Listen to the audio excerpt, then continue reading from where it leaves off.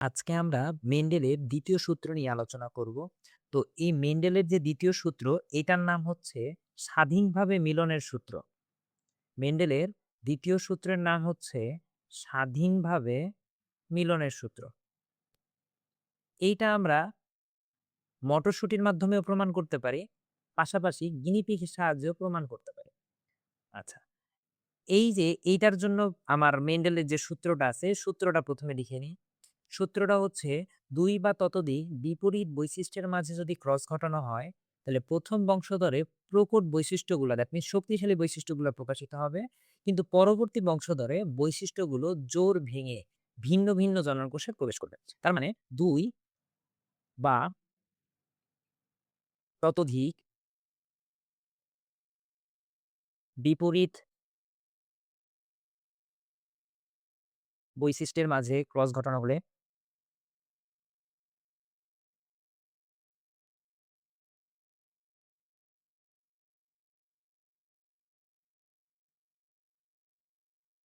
১ম বংশধরে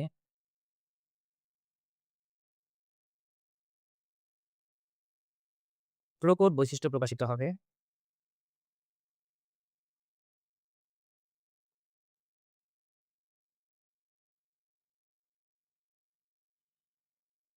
কিন্তু ২য় বংশধরে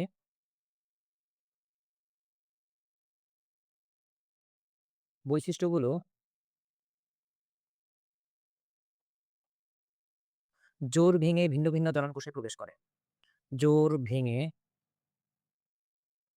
ভিন্ন, ভিন্ন জননকোষে প্রবেশ করে।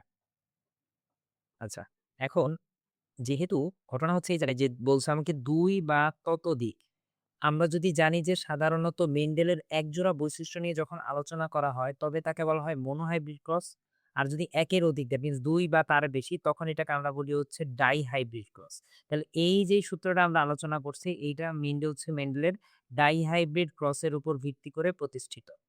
এই ডাইহাইব্রিড ক্রসের বাংলা অর্থ হচ্ছে দ্বি-লক্ষণ সংকরায়ন। আচ্ছা, এখন আমি এই সূত্রটাকে চাই হচ্ছে প্রতিপাদন করতে। তাহলে ধরি একটা মটরশুঁটি নিলাম যেটা হচ্ছে কিনা অনেক বেশি লম্বা। মটরশুঁটির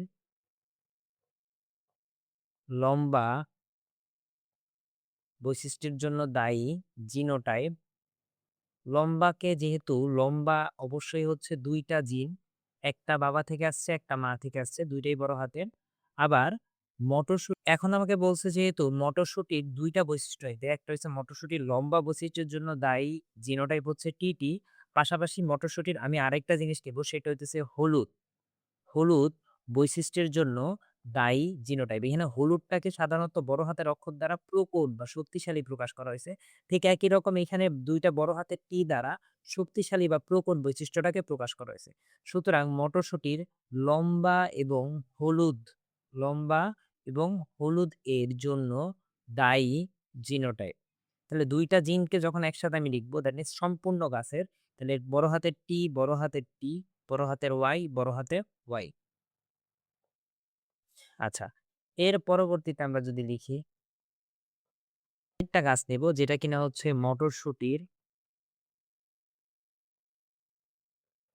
মটরশুঁটির খাটো জিনের জন্য দায়ী জিনোটাইপ।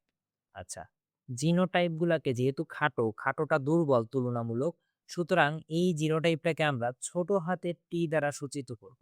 আচ্ছা, আরেকটা মটরশুঁটি যেহেতু ১ম টা নিছি আমি সবুজ বর্ণের, তাহলে এইখানকার জন্য বীজগুলা হবে হচ্ছে হলুদ বর্ণের। হলুদ জিনোটাইপ হচ্ছে ছোট হাতের ওয়াই, ছোট হাতের ওয়াই। তাহলে ওয়াই যেটা ১ম এ ছিলাম হলুদ, ওইটা ছিল হচ্ছে শক্তিশালী। এটা হলুদ না বরং এটা হচ্ছে সবুজ। সবুজ। তার মানে মটরশুঁটির সবুজের জিনোটাইপ হচ্ছে ছোট হাতের ওয়াই আর এখানে হলুদটা শক্তিশালী তাই আমি এটা এখানে বড় হাতের ওয়াই লিখছিলাম। সুতরাং মটরশুঁটির খাটো প্লাস খাটো প্লাস সবুজ এর জন্য দায়ী জিনোটাইপ হচ্ছে ছোট হাতের টি, ছোট হাতের টি, ছোট হাতের ওয়াই, ছোট হাতের ওয়াই। আচ্ছা, যদি এরকম আসে কোথাও লিখতে গিয়ে যে মটরশুঁটির আ লম্বা প্লাস হলুদ, এটা মেইনলি হচ্ছে সংকর প্রকৃতির। তাই আগে একটু লিখে রাখতেছি। সংকর প্রকৃতির জন্য যদি জিনোটাইপটা আসে এরকম আসতে পারে। বড় হাতের টি, ছোট হাতের টি, বড় হাতের ওয়াই, ছোট হাতের ওয়াই। তাহলে এইটা হচ্ছে তখন মটরশুঁটি সাধারণত লম্বা প্লাস হলুদ কিন্তু হচ্ছে এটা সংকর প্রকৃতি। দ্যাট মিনস সংকর মানে মিশ্রিত প্রকৃতি। এইখানে P1 দিয়ে সাধারণত ১ম বংশের পিতামাতাকে বোঝানো হয়। ১ম বংশের পিতামাতা। P2 দিয়ে আমার ২য় বংশের পিতামাতাকে বোঝানো হয়। F1 দিয়ে আমার ১ম বংশধরকে বোঝানো হয়।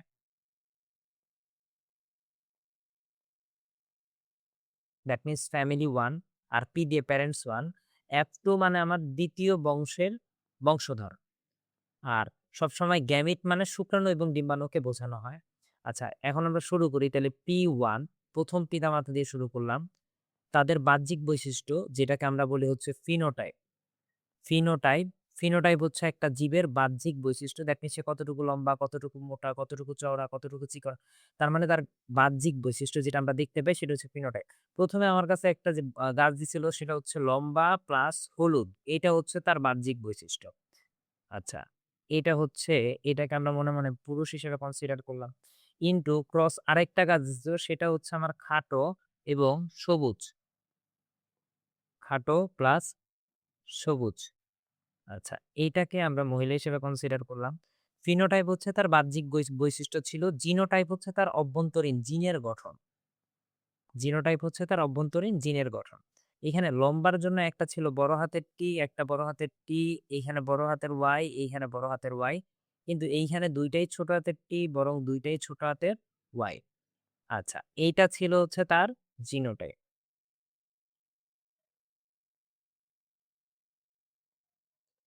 এরপরে আমি যদি দেখি এইখান থেকে যেহেতু আমাকে মানে ২ ধরনের বর্ণমালা আছে সুতরাং এইখান থেকে ২ ধরনের গ্যামিট সম্ভব। এখান থেকে একটা বড় হাতের টি নিলাম প্লাস এখান থেকে একটা বড় হাতের ওয়াই নিলাম। আবার এইখান থেকে বড় হাতের টি নিলাম, এইখান থেকে বড় হাতের ওয়াই। ঠিক একই রকম এইখানেও যেহেতু ২ ধরনের বর্ণমালা সুতরাং ছোট হাতের টি, ছোট হাতের ওয়াই, আবার ছোট হাতের টি, ছোট হাতের ওয়াই। এগুলো হচ্ছে সৃষ্ট গ্যামিট। দ্যাট মিনস পিতা থেকে সৃষ্ট গ্যামিট শুক্রাণু, মাতা থেকে সৃষ্ট গ্যামিট হচ্ছে আমার ডিম্বাণু। এই ৪ টা ইয়ার নিচে গোলের নিচে ৪ টা বক্স আঁকিয়ে নিন।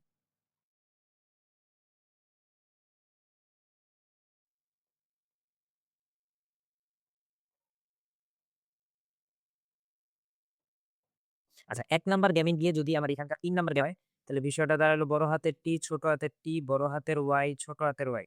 আমি যেটা লিখে নিছিলাম এটা হচ্ছে সংকর প্রকৃতির। লম্বা প্লাস হলুদ। আবার ঠিক একই রকম বড় হাতের টি ১ এর সাথে গিয়ে যদি ৪ এর মিলন ঘটে, বড় হাতের টি, ছোট হাতের টি, বড় হাতের ওয়াই, ছোট হাতের ওয়াই।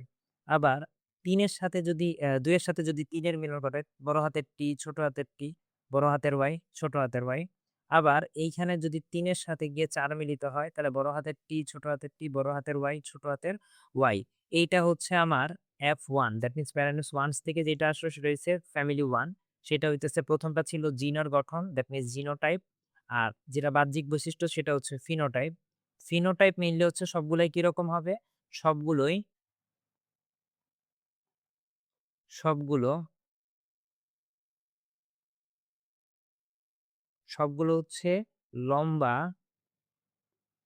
প্লাস হলুদ কিন্তু হচ্ছে এটা মনে, মনে রাখতে হবে এটা হচ্ছে সংকর প্রকৃতির। আচ্ছা, এইখানে ৪ টা গাছই আমার কাছে নতুন যে বীজ আসলো ৪ টা বীজের বৈশিষ্ট্য একই রকম আসলো। এরপরে যদি আমরা যাই, এই যেটা হচ্ছে F1 এইটাই একসময় P2 তে কনভার্ট হবে। দ্যাট মিনস আমার তখন হচ্ছে ফিনোটাইপ, ফিনোটাইপ গুলো হচ্ছে ঠিক একই রকম। যেহেতু ৪ টা গাছ আমি একই রকম পাইছিলাম লম্বা প্লাস হলুদ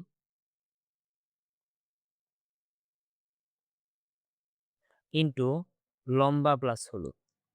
কারণ ৪ টা গাছ আমার একই রকম ছিল। সেই ৪ টা গাছের মধ্যে যেকোনো আমি ২ টা নিলাম।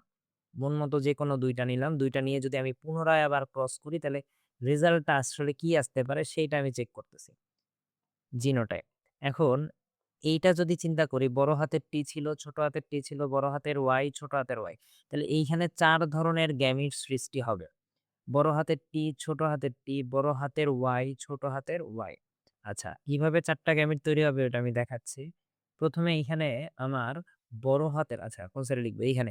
বড় হাতের টি, ছোট হাতের টি, বড় হাতের ওয়াই, ছোট হাতের ওয়াই। এইখানে যদি আমি লিখতে যাই তাহলে বড় হাতের টি এর সাথে এখানে একটা ওয়াই যদি মিশায়া দেই, তাহলে আমার ১ম গ্যামেটটা হইতেছে বড় হাতের টি, বড় হাতের ওয়াই। আবার বড় হাতের টি এর সাথে যদি ছোট হাতের টি ওয়াই কে মিশায়া দেই তাহলে ২ নাম্বার গ্যামেটটা আসতেছে বড় হাতের টি, ছোট হাতের ওয়াই। আবার ছোট হাতের টি এর সাথে বড় হাতের ওয়াই যদি মিশায়া দেই তাহলে ছোট হাতের টি, বড় হাতের ওয়াই। আবার ছোট হাতের টি এর সাথে ছোট হাতের ওয়াই ঠিক একই রকম। ছোট হাতের টি এর সাথে ছোট হাতের ওয়াই। তাহলে এগুলো হচ্ছে আমার ৪ রকমের গ্যামেট তৈরি হইতেছে এখানে। তাহলে পুরুষের ক্ষেত্রে যেটা সেটা হচ্ছে শুক্রাণু, এগুলো হচ্ছে গ্যামেট। আবার এইখান থেকে হচ্ছে ৪ টা গ্যামেট তৈরি হইতেছে। একটা ঠিক একই রকম বড় হাতের টি, বড় হাতের ওয়াই, বড় হাতের টি, ছোট হাতের ওয়াই, ছোট হাতের টি, বড় হাতের ওয়াই, ছোট হাতের টি, ছোট হাতের ওয়াই। তাহলে ৪ টা গ্যামেট। এখন এই ৪ টা গ্যামেটকে নিয়ে পুরুষের ৪ টা গ্যামেট এবং মহিলার ৪ টা গ্যামেটকে নিয়ে যদি আমি চেকার বোর্ডে বসাই, এইখান থেকে মেইনলি হচ্ছে আমার অনুপাতগুলা ধরা পড়বে আসলে।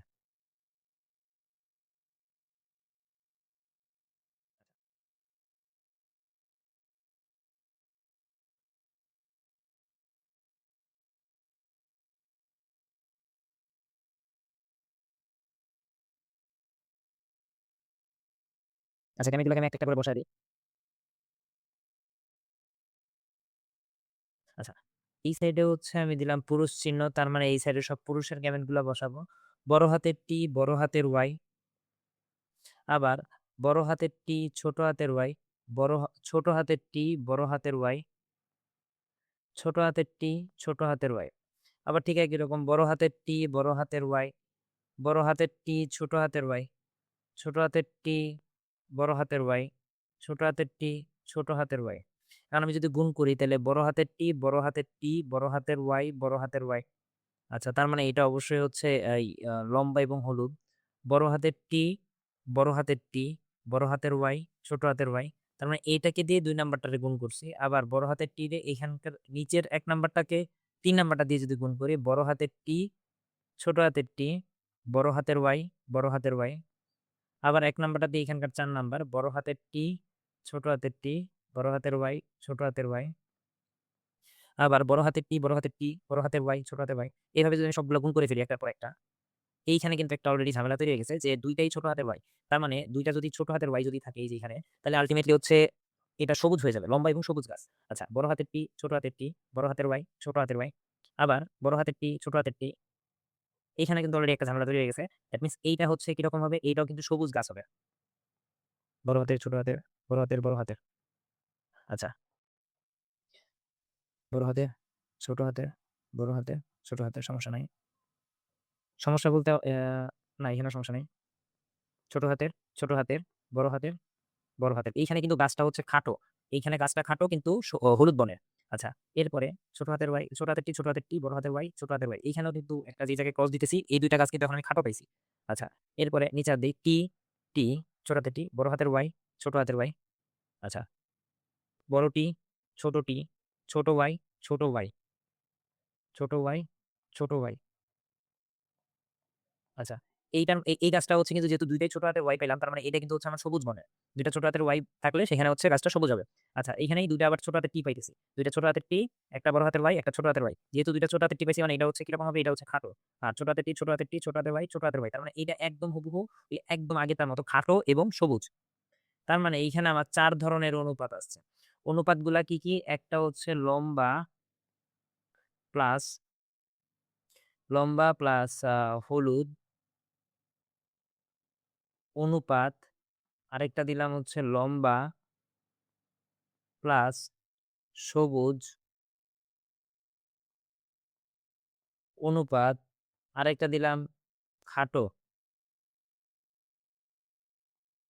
এটা খাটো প্লাস হলুদ অনুপাত। আরেকটা দিলাম হচ্ছে খাটো প্লাস সবুজ। যদি আমি ৪ টা অনুপাত করি তাইলে হচ্ছে অনুপাত দাঁড়াইতেছে ৯ অনুপাত ৩ অনুপাত ৩ অনুপাত ১। তাহলে এইটাই কিন্তু আমার মেন্ডেলের সূত্রের সর্বশেষ ফাইনাল অনুপাত। ৯ অনুপাত ৩ অনুপাত ৩ অনুপাত ১। এখন আমি যেগুলাতে টিক দিতেছি এগুলা কিন্তু সবগুলাই হচ্ছে আমার লম্বা এবং হলুদ, লম্বা এবং হলুদ যেগুলাতে আমি এখন টিক দিতেছি, এগুলো হচ্ছে লম্বা এবং হলুদ। ১ম এ ৪ টা, ৫, ৬ নাম্বার, তারপর হচ্ছে ৭, নাই ৮ আর এইখানে ৯।